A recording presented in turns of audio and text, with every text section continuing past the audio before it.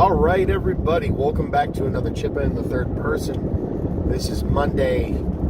Oh God, who knows dates anymore? What, Friday was the 17th, this is the 20th. Monday the 20th of May, 2019. Had a very fun weekend, or not fun, should I say eventful. Sunday wasn't fun per se.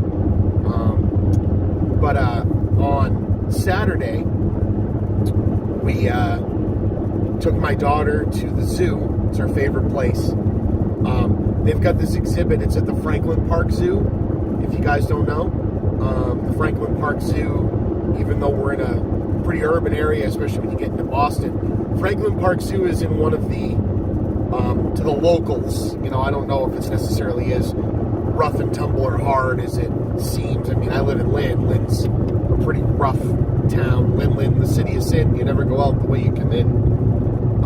This is in the Roxbury-Dorchester area, so that's a pretty rough area. Dorchester, I think, is where a lot of the harder punk bands and everything call home. The Street Dogs, which is the newer band that the original lead singer of the Dropkick Murphys is in, are from Dorchester. But anyway, it's not, it's not the an area you'd expect to see a zoo, but there's a big city park there, Franklin Park, and there's a zoo there, and there's also a golf course. It's really nice. Anyway, the zoo is awesome. They've got an exhibit with parakeets in it, and you can go in, and we didn't know this, my daughter went absolutely apeshit, man. You hold a little stick with some peanut butter and bird seed on it, and the birds all land on you. She actually grabbed one out of the sky, but, let it go, thank God. But, she absolutely loved it. We absolutely loved it. Thank you to the Franklin Park Zoo for always being awesome. We've got the zoo pass. Thanks to our family, Movie Bob, everyone else for getting us. We've got passes to the zoo, the aquarium, the Museum of Science. It's great stuff around here to do with kids, so score. While we were at the Franklin Park Zoo, we heard a whole bunch of fire trucks and police cars and everything flying around, which isn't a rarity in that area. There's always something going down, right? But on the golf course next door, they found a body. Haven't heard much more about it, but shit. Right near us, I'm assuming it was from overnight. That didn't happen while we were there, but still, a bit scary. Anyhow, yeah. So, Saturday was a lot of fun.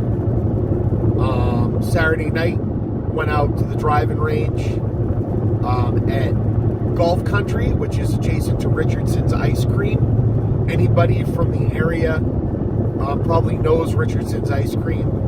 In fact, a lot of the little local mom and pop shops that have homemade ice cream comes from Richardson's. It's a dairy farm with an ice cream shop in the front of it. Kind of unchanged through the years. It's been there forever. It's right up on 114 in Middleton. They've got Golf Country next door, which is a mini golf course, a great, well-kept mini golf course, driving range, batting cage. This was with the Salem Willows and the local movie theaters, like the hangout in high school, right? When you start going on dates, when you start hanging out with your friends, this is one of the places you go. And I was thinking, about how magical for me and my friends. I had two really close friends who we spent the summer before senior year together. And it was weird because these weren't too long ago friends from my childhood. These were friends I made my sophomore, junior year of high school. I spent my elementary school in Catholic school. And there was a 20 to 30 kid class, basically half boys, half girls. And it was pretty much, we had a big influx of kids in the third grade. I'm not really sure why. I don't know if elementary school in a local town closed or something. It was very strange that third grade we had a big influx of people, but from third grade on to sixth grade we had basically the same group. And in 6th grade, because that school went to 8th, but a lot of people were moving out or moving into middle schools with more kids, to get either more ready for the real world or to get better education or to just move out of the parochial school system. I'm not really sure which, but I went to St. Mary's, which was a much bigger school. They're doing great now. They've renovated. I did not like it when I was there. That's a different show for a different time. But after that, we kind of split up. Some of those friends went off to public school. I went off to Catholic school. I ended up back in the public high school, which ended up getting built near my house. So I could walk to school. It was fantastic. And these were friends. I didn't really have a ton of friends sophomore year. I was the new kid. I missed the freshman year clique creation. And I was super nerdy and overweight and everything anyway, so I was an outcast as it was. But what's cool is a lot of those kids I went to elementary school with ended up back here. So, for instance, a friend of mine who had a name very close to me in the alphabet always sat behind me. And I was 6 feet tall by like 7th grade, right? Or something like that. So this is a very short person, and she wrote in my yearbook at the end of high school, "I'll miss looking at the back of your head." Still one of my most treasured things because it's pretty funny. Also, I had big 4 to 6 inch spikes, so that must have made it even better for her. But so back to between junior and senior year, I had made these 2 really close friends that were just 2 of the best people I know. One of them is back in the area. I can't wait to spend some time with her again. My other friend moved back to the area. He's up in Vermont right now. He's got a kid. Awesome girlfriend. He's doing great. My other friend back from Australia has got an awesome boyfriend. Can't wait to see them. But, we've grown up. But this summer between junior and senior year, I had a car. They didn't.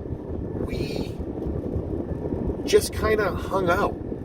There was, every once in a while there was a party, or something with, drinking or whatever involved. But most of the time we were still doing the stuff that, if you were a 13, 12-year-old kid, I can't wait till I get a car because I'm going to do X. We were doing that. We were going to Krispy Kreme donuts, which we still had some of those around here at the time. They had an influx, got really popular, and then Dunkin' Donuts seemingly killed them like they kill everybody else.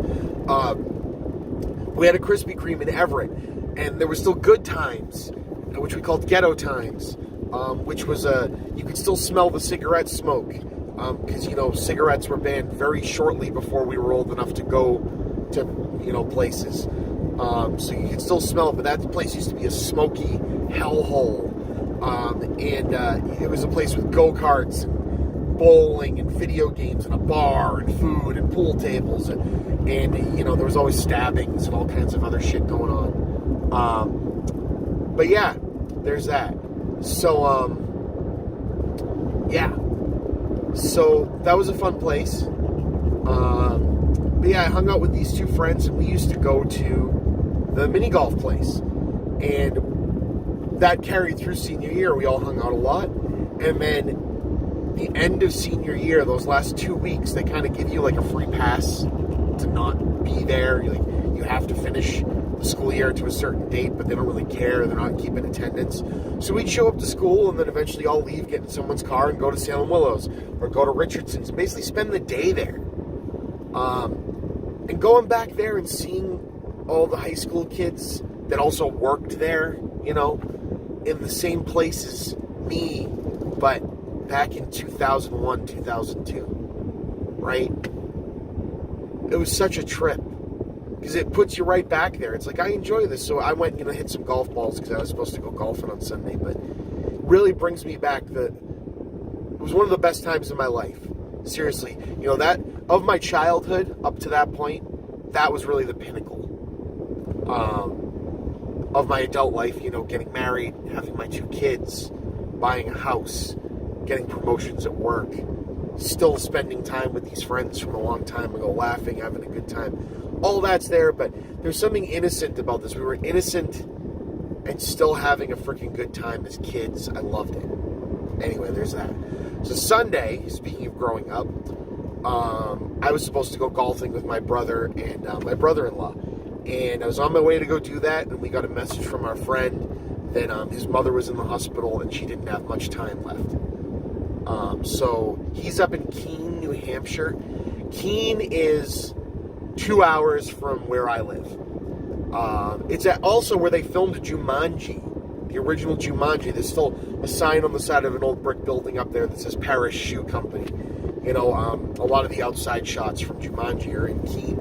Keene's a college town. When you stick a college town in the middle of fucking nowhere, New Hampshire, that's what you get. You get a lot of cool stores, a lot of cool local businesses, and nothing. So, needless to say, it's, you know, kind of a depressing place to be if you're all by yourself. Well, my buddy lived with his mom. He was the sole provider, her caretaker. She's not doing well. She's in the hospital now. He sends us a message. So what do? We break our plans. We get in the car and we drive to Keene and spend the day with him. So it was a really good time catching up with a friend we don't get to see as much. He was actually my boss at Blockbuster. He's been on the Talkbuster podcast before. Not my boss, but one of my bosses. He actually introduced me to my wife, Sarah. So, Paul, if you're listening to this, happy to have spent some time with you yesterday, and really pulling for you and sending you good vibes. It'll be okay, man. So another thing from yesterday, in 2014, on yesterday's date, on the 19th, I donated stem cells. Now, don't need to get into this friggin' stem cell debate, but anyway, it saves people's fucking lives. And I have a story to 100% attest to that. So, in college, you know, you go to like field day or this day or whatever, and there's people at booths hawking shit, right? Join up for this mailing list, join up for that. Well, we saw this thing called Be the Match, which I think at the time was called the Caitlin Raymond Internal Registry. And what it is you swab your cheek, and they get your DNA, and they put you in a registry. And what's this registry for? Well, it's for people who need bone marrow or stem cell donations, because that's not something that just, immediately your family member is able to do. You have to be matched. You have to be matched at the genetic level, and it becomes like a dire need, like we need it now. So they go to this registry, find a person, you get matched.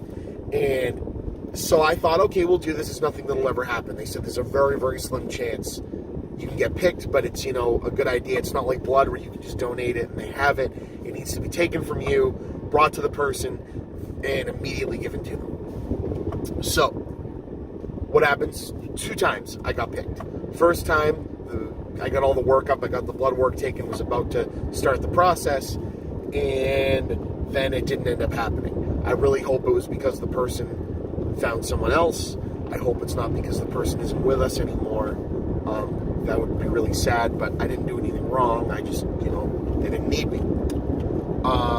Second time it happens. So, first thing, out of a little bit of fear, they can do this 2 ways. They can do it through a bone marrow donation, where it's a surgery. I think it's your hip or your lower back, where they drill in and scrape or suck out some bone marrow. I've heard the recovery is a little bit painful, but at the end of the day, you're going to save a life, hopefully. So, of course, I was down to do it, just a little scared. And, you know, there's a recovery times, this time off from work and all this. The other way is through a thing called apheresis. I think I'm forgetting the full name. And what they do is they pump you up with filgrastim. I'm going to get the name wrong, but it's what they give to people on chemotherapy to boost their blood cell count. And when they give it to a person who does not have a lowered blood cell count, it increases it. And what happens when you increase it is a lot of that spills out from your bone marrow into your bloodstream, and through a platelet donation, which is apheresis, but it's specified for this, they hook up one arm as an out, or a gazauda, and they hook up your other arm, a gazinta, as an in, and they take the blood and put it through this machine and take the friggin' stem cells out. So they pump me up with this stuff. It makes your bones ache because, you know, you're producing a lot more. Not like, oh my God, I can't walk, at least not for me. But, you know, it was a shot, I think, every couple of days for a week. So this person would come to my work or come here and I'd get the shot, and it was all weird. Everybody was wondering what I was doing. But, you know, it's a little bit of a time commitment, but nothing crazy, a little bit of pain. Going to Boston, they put us up in a nice hotel, wake up in the morning, and they hooked me up to this machine, and I watched movies with my wife. It was a big freaking needle, not the normal thing for blood donation. A little weird, but it was cool. And they hooked me up to this, put it through this machine, and I watched this sack fill up with this. Someone put it when I put the photo up yesterday. Looks like SpaghettiOs. It's kind of a weird orangey, fake red color. Doesn't look like blood. Looks like something else. And it was a 5-hour process. About an hour and a half into it, they said I already hit the mark of what they needed, but they just kept me going because why not have extra for this person, right? So I don't get to know who it is. I don't get to know where it's going. But they took it immediately. A person came, you know, like they'd come for an organ donation, put it on ice and took it away. So I'm feeling pretty good about myself. You know, nothing weird after that. Just kind of felt great, like you do after a blood donation. Went home. Didn't think much more of it after that. You know, I told a lot of people about it. I was very proud. But you can tell them how much of yourself you want shared. They wait a certain amount of time. Of course, if, you know, when someone has the disease like a leukemia, lymphoma, things that they need this for, they basically have to nearly kill them and then give them the donation. So they're close to done. They're on the operating table, basically waiting for this to come. So it's pretty scary, man. But you don't get to know who they are. It's completely anonymous at first. They just tell you there's a person. They don't even tell you the sex unless the person okayed it around this age and you're matched with them. So, yeah, I did that. I had told them, you know, here's my address, here's my phone number, here's my whatever, however you want to handle it. When they finally gave me this person's contact info, it turned out they went into remission and they survived. And, yeah, especially on a day where something bad news everybody's getting, holy shit, right? I still can't friggin' believe I did that. And so I sent him a letter. I wasn't sure, you know, he only gave his address, not his phone number, and he called me, and we had like a 15-20 minute conversation. He had been out of work because of it for a long time, had many kids, was in upstate, I think Montana or Missouri, maybe Michigan, the M's. And I saved his life. I really hope he's still doing okay. This was 5 years ago. But yeah, I did that. So, other than that, you know, this will be the Chippa and the third person about medical stuff. And now I'm on the way. Oh, that's right, it's bethematch.org, I believe it is. Please look it up. I'll put it in here. You know, join the registry. You can save a life. Seriously. They're not paying me for this. It's a non-profit. Coming off the top of my head. Yeah. Today, I am on the way to my every 5 or 6 years or so heart ultrasound. Because, you know, medical. I've been getting these since I was like 12 or 13. The reason is my aorta, which is the widowmaker artery, as they call it. Knock on something. Is bicuspid instead of tricuspid. So what does that mean? I don't know if you've ever seen what an organ valve looks like, but it opens 2 ways instead of 3 ways. It formed wrong. It's just a mutation, a birth defect. It's nothing terrible right now, but it can get clogged a lot easier than other arteries. Yay. So they watch it every 5 years. You know, they check my blood pressure, they check, you know, everything. And every 5 or 6 years, they look at it to see how it's opening and closing. Because eventually I'll have to get it replaced, which is fucking scary. Yeah, so I'm going in for just a wellness check, you know, every 5 or 6 years. And because of the wonderful wonders of health insurance, this isn't something that is covered.